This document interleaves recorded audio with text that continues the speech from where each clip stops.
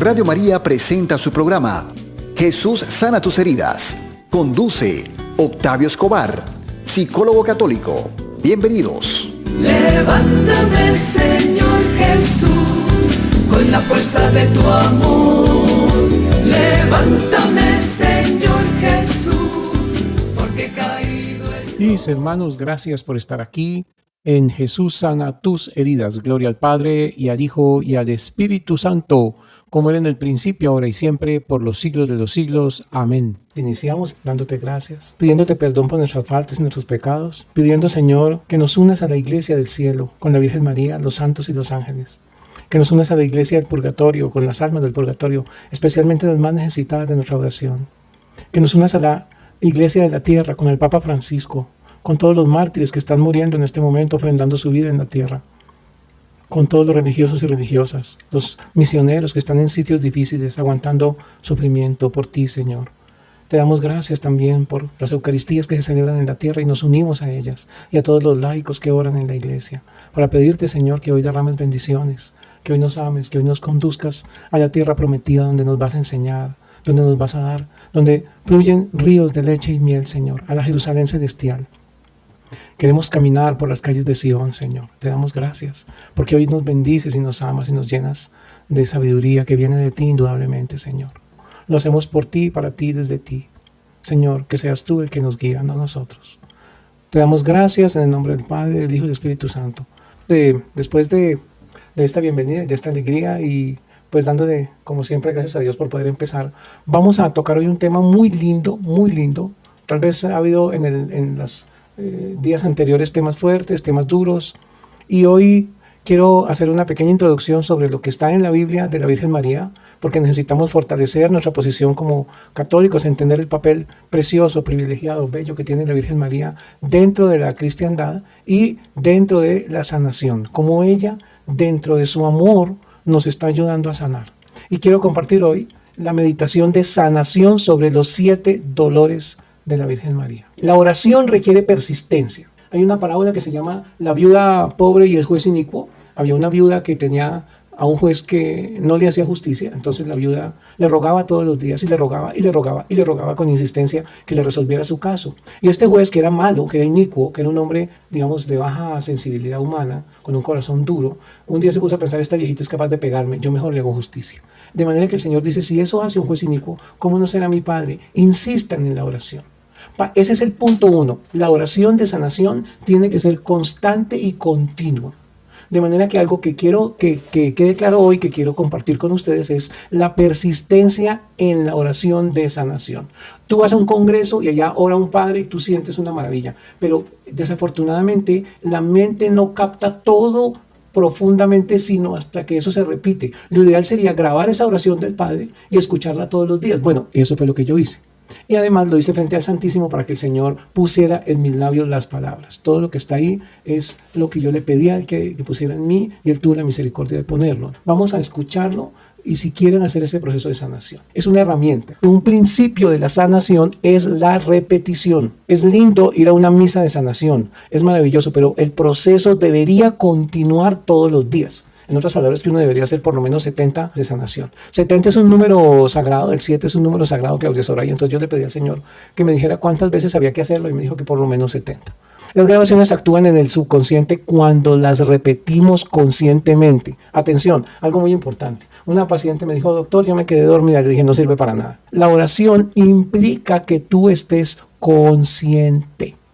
No es dormidos que nos llega el inconsciente. Eso no es cierto. El Señor necesita de tu conciencia. Lo mismo que tú no puedes ir a misa y dormirte toda la misa y decir que fuiste a misa. ¿No es cierto? De cuerpo presente. No. Algo muy importante es: procuremos no dormirnos. La repetición es una de las herramientas, pero atención, repetición consciente. Lo interesante de la oración es cuando yo la vuelvo vida al orarla yo. Cuando yo la escucho y estoy siguiendo el tema, entonces la oración tiene efecto en mí, ¿correcto? Cuando se vuelve consciente. De manera que si la persona no está consciente, pues no está orando. No es que sea algo mágico que le entra al inconsciente. Lo que está haciendo la oración es servir de guía para que tú ores, para que tú al seguirla, al atenderla, la transformes en oración. Un principio, estar despierto, consciente, y otro principio, repetición, ¿vale? El mismo tema, 70 días. En otras palabras, al cerebro le decimos, esto es importante, esto es importante, esto es importante, esto es importante. Y él, al repetirle tantas veces lo mismo, termina poniéndole atención y la oración penetra nuestras capas de conciencia y va llegando más al inconsciente. Pero siempre estando despiertos. Entender el papel que tiene María en nuestra salvación. Ella nos comunica su vida de pureza. Y esa vida de pureza que no tiene heridas emocionales es un buen modelo a seguir. Y la tarea que tenemos ahora es comprender el papel de Nuestra Señora desde la palabra de Dios y luego hacer la meditación de los 7 dolores de la Virgen, poder entender eso. Vamos a hacer una oración donde meditamos esos 7 dolores. Primer punto, María, esclava del Señor. Su consagración total está en Lucas 1:38.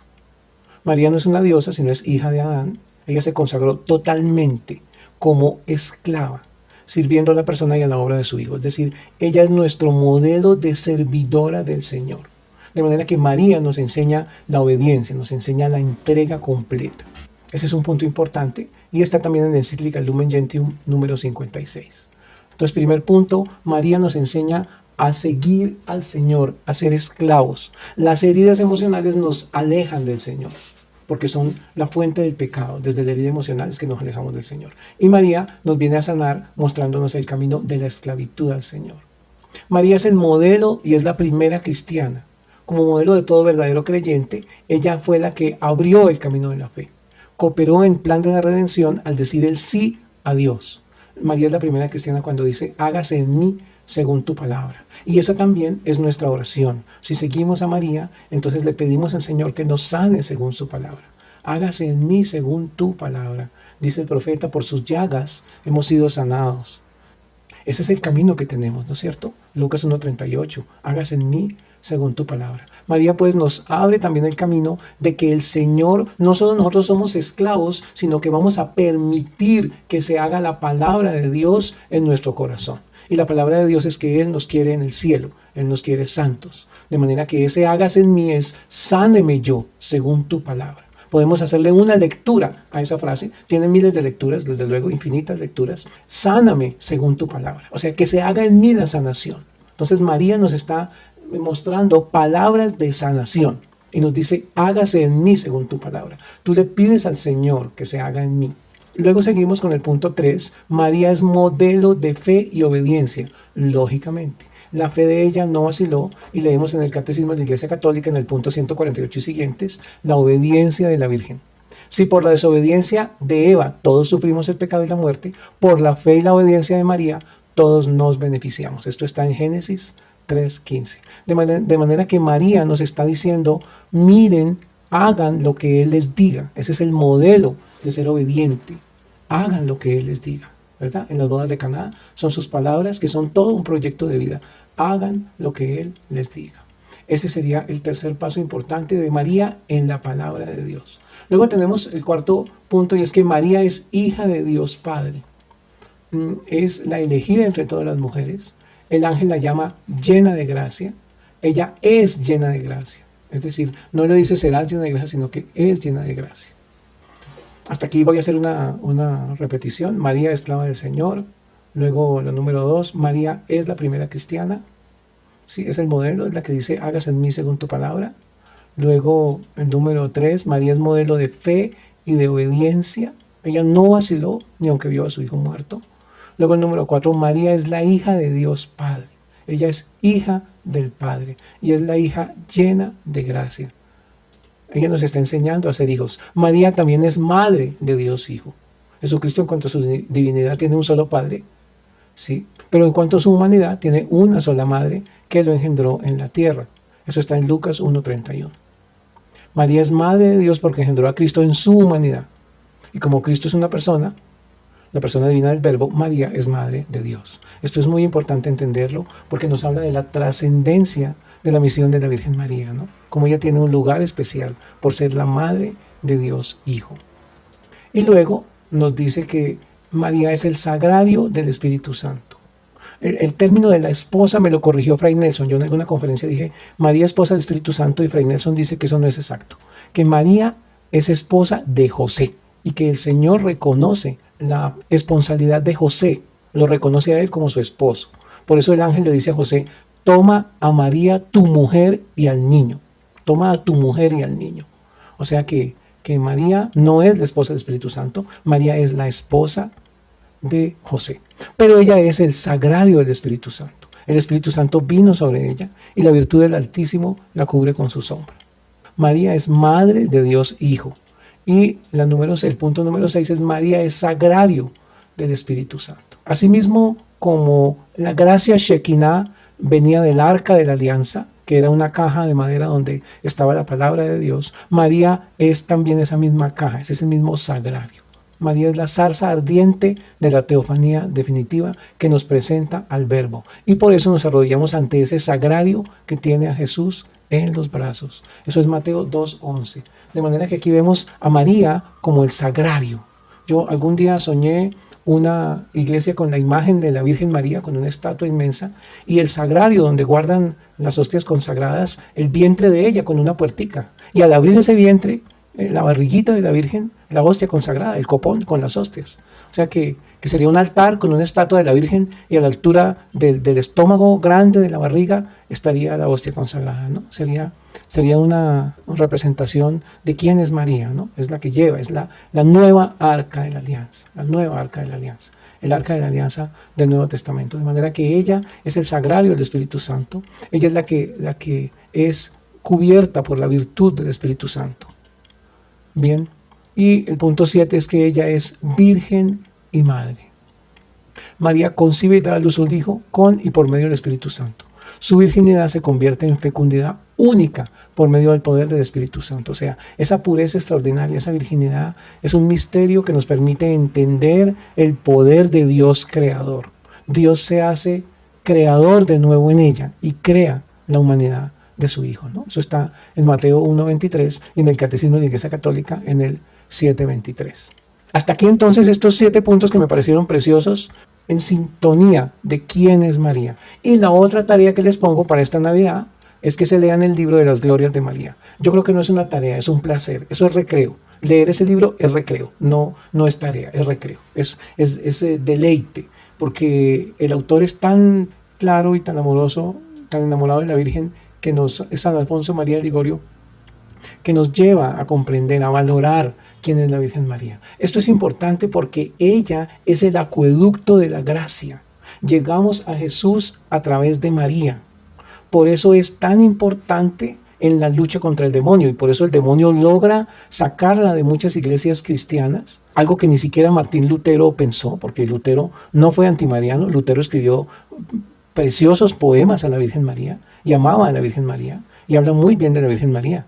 Muchas iglesias cristianas son goleadas por el demonio les mete un gol que es perder a la madre, ¿no? Y lo que yo he visto tristemente en algunas iglesias, especialmente en alguna donde tengo cercanía y conozco algunas cosas, por algunas razones que un día de esto les contaré, la reemplazan con una pastora, ¿no? O sea, sale la Virgen y entra la pastora de la iglesia, que es una adorada y querida, y hay fotografías de ella, hay imágenes de ella en las iglesias y cosas así, ¿no? Y venden los libros de ella y todo, de la pastora. Entonces sale la Virgen María y entra un ser de carne y hueso, entre comillas, a reemplazarla y a hacer como la guía, ¿no? Eso es lo que he visto. Todos necesitamos una mamá. Entonces, cuando no está la mamá del cielo y la iglesia está huérfana de madre, entonces ahí viene una pastora y llena, entre comillas, intenta llenar el papel de la Virgen. Esto pues es muy triste. Algún día mandará su fuerza y su poder y su amor para que todos comprendamos el papel de la Virgen.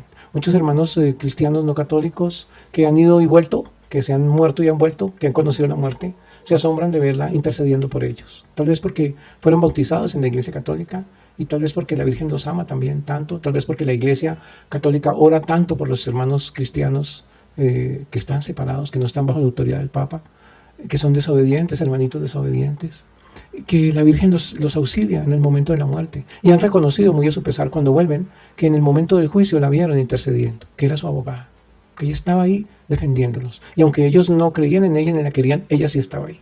El amor es así, ¿no?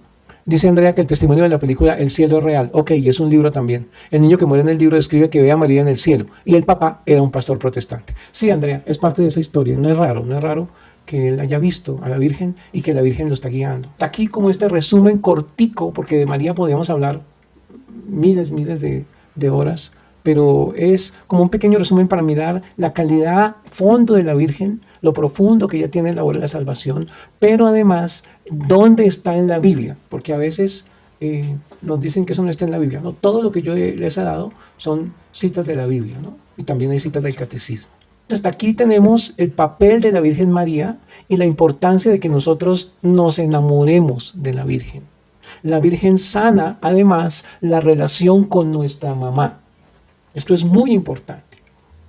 Los que hemos tenido dolores con la mamá, encontrones, problemas, abandonos, maltratos, orfandad de mamá, hombres sin mamá, mujeres sin mamá, o maltratos de la mamá, mamá agresiva, abusiva, enferma mental, cosas así, que pues esa es la realidad de la vida, no hay por qué ocultarla.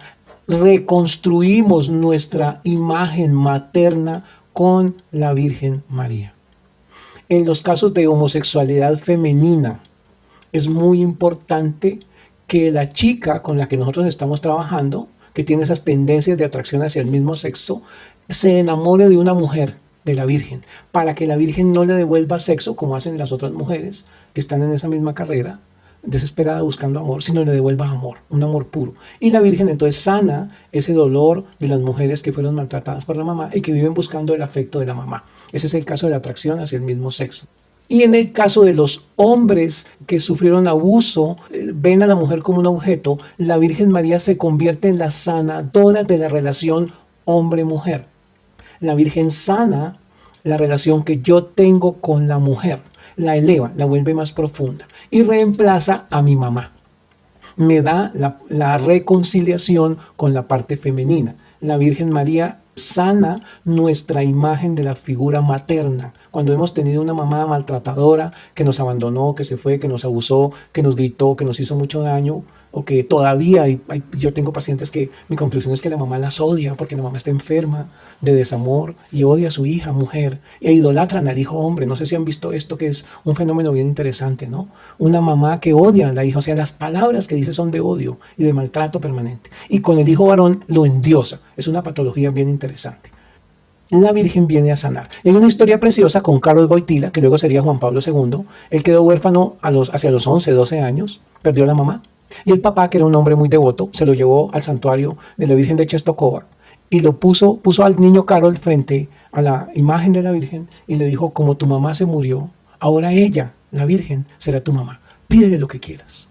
Y el niño Karol, futuro Juan Pablo II, se puso de rodillas y se quedó hablando con la mamá y contándole todo. Y esa misma costumbre la tuvo hasta el último día de su vida. La Virgen fue la que lo guió a lo largo de todo su sacerdocio. La Virgen lo llevó al seminario en época de guerra, en época de invasión comunista, donde el seminario era clandestino. La Virgen lo llevó. La Virgen lo ordenó de sacerdote, de obispo, de cardenal y finalmente de papa. Y el pontificado de Juan Pablo II fue consagrado a la Virgen, ¿no? Totus tuus fue su lema. De manera que ella reemplaza nuestra ausencia, nuestro dolor de mamá. La Virgen es la sanadora de la herida materna. Por eso tiene ese impacto. Y el proceso de sanación con los 7 dolores es el que vamos a trabajar a continuación, al punto de la sanación por los 7 dolores de la Virgen María, que es el tema que vamos a trabajar hoy, el que estamos trabajando. Todo esto era como la base y ahora vamos a trabajar el proceso de sanación con los 7 dolores de la Virgen. Hay que conocer. No se puede amar lo que no se conoce. Primero es conocer a la Virgen, y la manera de conocerla es con este libro. Te garantizo que después de que leas ese libro, porque es posible que haya dolores con la mamá de bien pequeñita, ¿no? A veces la mamá, por ejemplo, fumaba, o la mamá tenía dolores, sufrimientos durante el embarazo y cosas así. Entonces nos abandonó o nos hizo daño. No estamos hablando de que ella haya sido mala, sino que simplemente nos hizo daño. Ella nos lleva al Señor, tomarnos de la mano y decirnos: ven, haz lo que Él te diga. Pero a la vez, ella es un ejemplo de la mujer que sufre. De manera que si tú has sufrido en esta vida como mujer, la Virgen te está llevando a decirte: yo te entiendo, yo también sufrí. Si tuvimos una pérdida, ¿no? Se nos murió el papá, la mamá, un hijo, sufrimos un aborto, la Virgen nos dice: a mí también se me murió mi hijo. Las que quedaron viudas, ella es la viuda de José. María sufrió la viudez, donde su esposo murió, San José. De manera que ella sufre. Y estos 7 dolores, hay predicadores que dicen que son mucho más de 7, pero nosotros vamos a contemplar estos 7 dolores. La propuesta que yo les voy a hacer es que nos pongamos en oración y vamos meditando, hablando, pero en un ambiente de oración, estos 7 dolores. Esa es la idea y es lo que yo les propongo. Entonces vamos de nuevo a ponernos en la presencia del Señor, en el nombre del Padre, y del Hijo, y del Espíritu Santo. Amén. Virgen Santa, muéstranos por favor el camino. Muéstranos. Estamos aquí todos un poquito despistados, algunos más cerca de ti que otros, yo estoy muy lejos. Todos mis hermanos y hermanas también tienen dolores, dificultades y debilidades. Te pedimos que en estos 7 dolores tú nos muestres cómo es que tú sanas, cómo es que tú nos amas, cómo es que tú quieres llevarnos a enamorarnos de Jesús cuando nos enamoremos de ti. El primer dolor de la Virgen es la profecía de Simeón, que está en Lucas 2:22. Esa es la profecía de Simeón. Nos muestra ese primer dolor que sufrió la Virgen María. Cuando se cumplieron los días de la purificación, conforme a la ley de Moisés, le trajeron a Jerusalén para presentarla al Señor. Dice así: cuando se cumplieron los días de la purificación de ellos, según la ley de Moisés, llevaron a Jesús a Jerusalén para presentarle al Señor. Como está escrito en la ley del Señor, todo varón primogénito será consagrado al Señor. Y para ofrecer en sacrificio un par de tórtolas o 2 pichones, conforme a lo que se dice en la ley del Señor. Y he aquí que había en Jerusalén un hombre llamado Simeón. Este hombre era justo y piadoso, y esperaba la consolación de Israel, y estaba en él el Espíritu Santo. Le había sido revelado por el Espíritu Santo que no vería la muerte antes de haber visto al Cristo del Señor.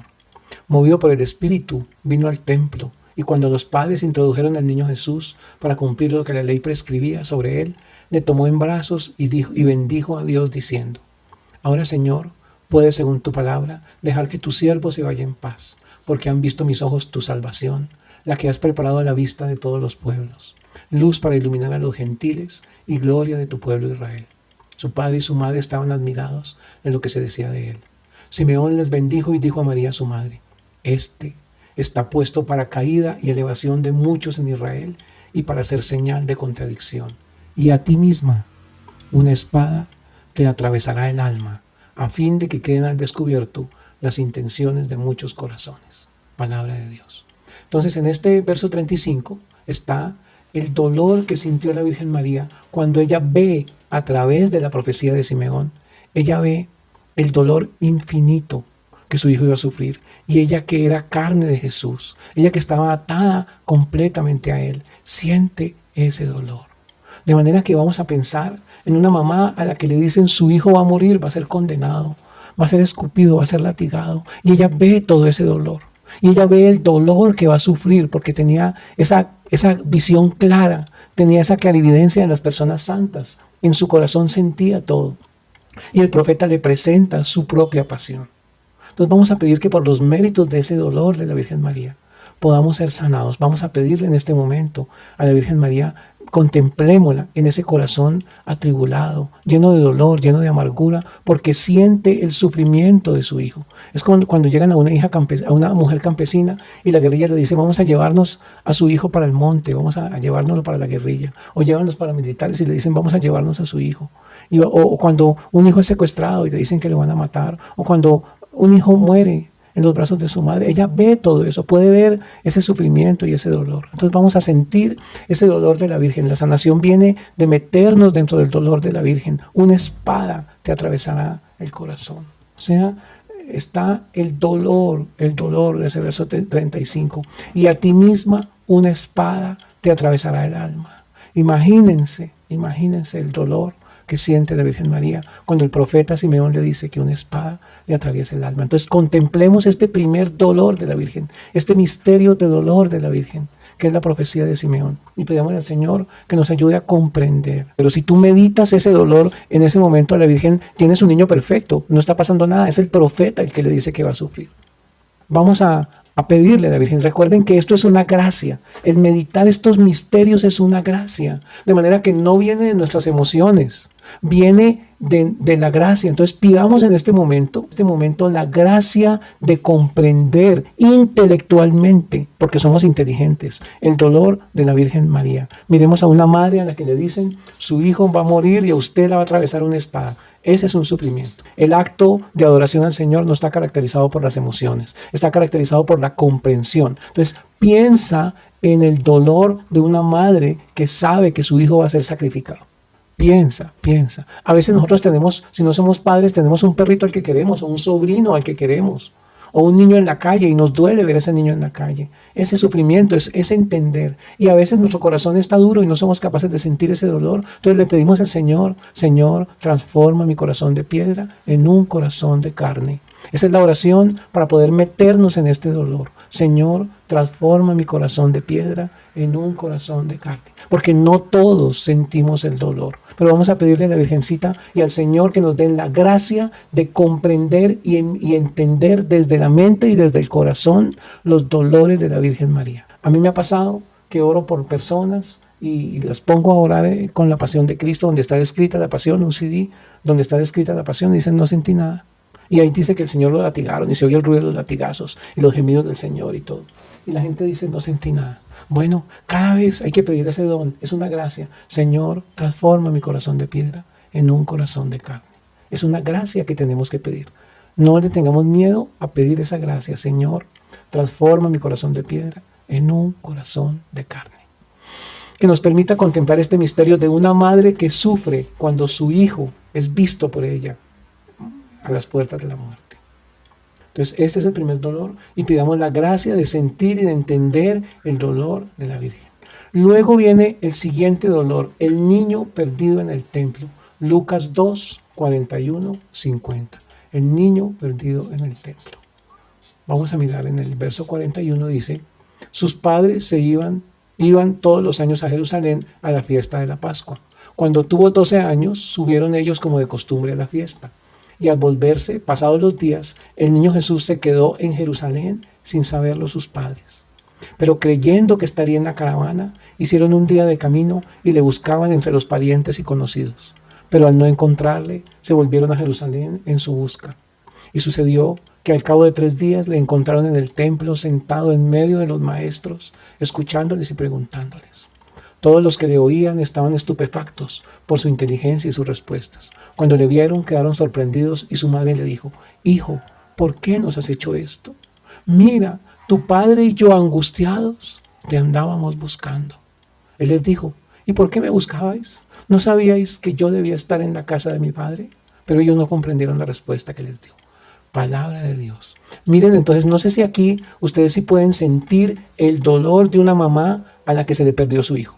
De pronto uno va con un sobrinito, va con el perrito al supermercado, o va con un hijo, o va con un niño, o con una abuelita bien viejita, y se le pierde entre un supermercado, en un mar de gente, en un centro comercial. Y qué angustia la que uno siente, ¿no? Eso, ahí ya empezamos a meternos en este dolor. Imagínense a la pobre Virgen, le entregan al Mesías y se le pierde. El hijo menor se le perdió en un centro comercial. Eso es lo que hay que entender desde el dolor, Este niño se lo entregan a la Virgen para que lo cuide y a San José y se les pierde. El Señor le dice, aquí te entrego al Mesías. Y se le pierde. Díganme ustedes, ¿qué sufriría esa madre? De acuerdo, casi me vuelvo loca. Exacto, yo tuve también alguna vez con alguno de mis hijos esa sensación tan terrible de dónde está, y esa angustia de pensar que se me perdiera, ¿no? Bueno, ese dolor en una mujer absolutamente sensible, sin mecanismos de defensa para poderse esconder, con todo el corazón a flor de piel, porque era una mujer absolutamente sensible. No es una mujer que pueda decir, yo me hago la boba, no. Eso, yo me imagino a la Virgencita y me imagino esa angustia 3 días. Eso es lo que hay que entender. El sufrimiento de esa mamá sintiendo que la carne de su carne, el amor de su vida, lo que ella más ama, se le pierde. Ese es un sufrimiento terrible, que es una prefiguración. 3 días es prefiguración ¿de qué? ¿Cuándo se volvió a perder el Señor 3 días? Muy bien, los días en el sepulcro. Correcto. Después de muerto, ella vuelve a sufrir ese dolor, ese será otro dolor. Entonces contemplemos en este momento, entendamos el dolor de la Virgen, porque al contemplar ese dolor se sanan nuestros dolores. O la teología del proceso de sanación es empatía. Cuando yo contemplo el dolor de María, se sanan mis dolores. Cuando yo contemplo el dolor de Jesús, se sanan mis dolores. Lo que le pedimos al Señor en este segundo dolor es que nos haga sentir el sufrimiento de esa mamá, ponernos un momentico en su lugar. Esa es la tarea. Digamos, no ignorar ese dolor. Miremos ese dolor de la Virgen, sintamos ese dolor, de una madre que pierde a su hijo. Y cómo cuando nosotros estamos perdidos de Dios, el Señor siente lo mismo y la Virgen siente lo mismo. Ojo, cuando el Señor narra la historia, la parábola del pastor que se va a buscar la oveja perdida. ¿Por qué se va a caminar 3 días buscando la oveja perdida? Porque la ama y sufre por sus ovejas. Y en la oración sacerdotal el Señor también sufre por esas almas que no lo quieren seguir, sufre por el desprecio. El Señor en el huerto tiene ese mismo sufrimiento de dolor, ¿vale? Entonces ese es, el meditar eso es lo que nos va sanando. Ya lo van a ver en el CD cómo se maneja. Muy bien, la Virgen está tranquila, dormida en su casa, cuando de pronto la despierta José. Imagínense cómo sería de dulce ese hombre para despertarla. José se sale de su cama y se va a la cama de la Virgen y la toca y le dice: María, coge rápido todo, rápido, rápido. Van a venir a matar al niño, coge lo que puedas, rápido, abrígalo bien y nos vamos ya, ya. En medio de la noche salen como 2 ladrones, con ese susto de la Virgen de que le iban a matar a su hijo, como si fueran unos ladrones. Salen tristes, acongojados, sin saber a dónde van a ir, a Egipto, la tierra del pecado, donde no iban a encontrar gente alegre esperándolo, sino que era gente que no quería a los judíos, gente que adoraba a los ídolos, donde no se adoraba al Dios de Israel, la tierra del pecado. Y allá tienen que ir a esconderse, donde no nos alcanza el poder de Herodes, porque ya Herodes no tenía jurisdicción. Salen de noche huyendo a Egipto. Miren, comparen ese dolor. Comparen ese dolor con el momento en el que una campesina, los bandoleros, los guerrilleros, los paramilitares, los violentos, le dicen: mañana venimos a quemarle su rancho. Salgan. Las sociedades corrompidas, donde la gente muerta de hambre tiene que irse a buscar. El dolor de los desplazados, el dolor de las personas que de un día a otro pierden su ranchito y su tierra y tienen que irse porque los amenazan que los van a matar. Los inmigrantes que tienen hambre y se van a otro país a ver si consiguen trabajo. Todos los hermanos mexicanos, centroamericanos y colombianos que nos vamos por el hueco a Estados Unidos a trabajar en actividades ilegales, los cristianos perseguidos que también tienen que irse con lo que tienen puesto. Todo ese dolor está en la huida de Egipto. Entonces pensemos y sintamos y pidámosle a Dios el poder comprender el sufrimiento de esa mamá que se va en un terreno desconocido. Yo no sé si haría frío o calor, con el niño montada en un burrito y ella protegiendo a su bebé y huyendo, metidos en cavernas, abandonando todo lo que tenían. Tal vez José llevaba en su bolsillo las monedas de oro que le habían dado los Reyes Magos. Ese era su tesoro. Imagínense, dejan todo.